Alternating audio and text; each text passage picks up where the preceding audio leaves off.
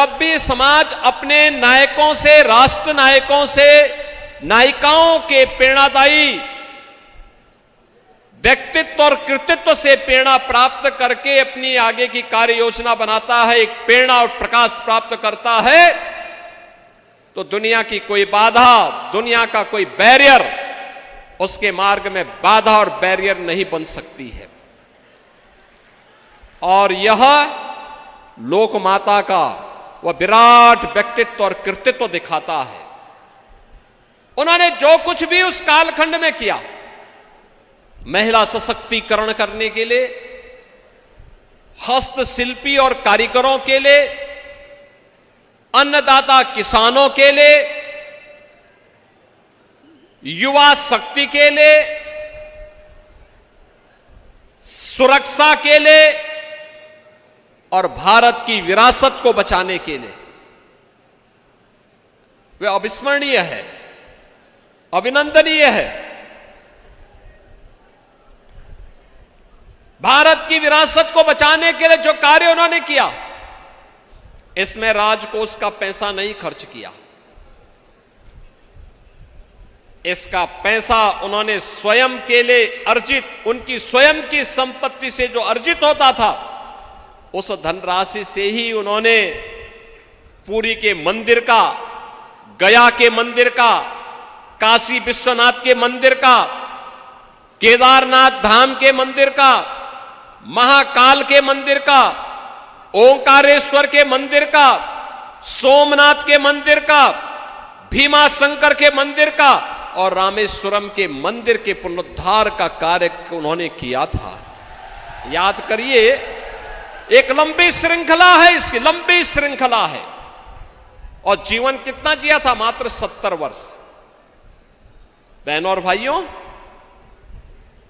यही तो लोक माता का विराट व्यक्तित्व और कृतित्व है जो हम सबको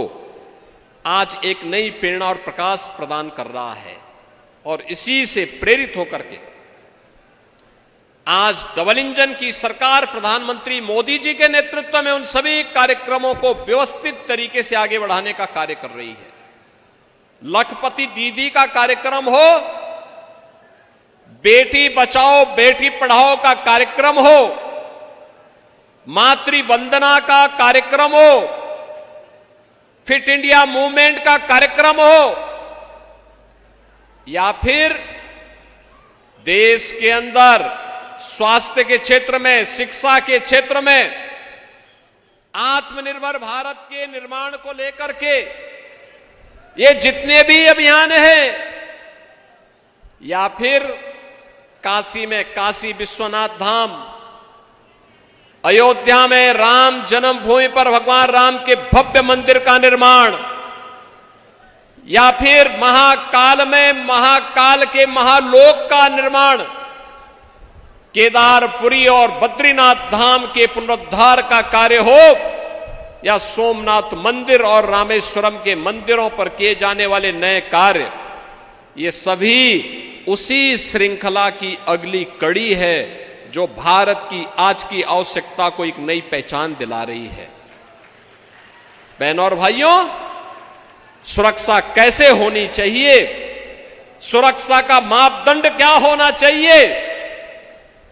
ये लोक माता ने 300 वर्ष पहले अपने उस मालवा साम्राज्य के माध्यम से आत्मरक्षा के जो गुण सिखाए थे, आज जब भारत सर्जिकल स्ट्राइक करता है, भारतीय सेना जब आज एयर स्ट्राइक करती है, और जब पहलगांव के बाद पाकिस्तान आतंकवादियों को पालता है और भारत घुस करके मारता है, प्रधानमंत्री मोदी जी के मार्गदर्शन और नेतृत्व में जब भारत के बहादुर जवानों ने ऑपरेशन सिंदूर के माध्यम से पाकिस्तान के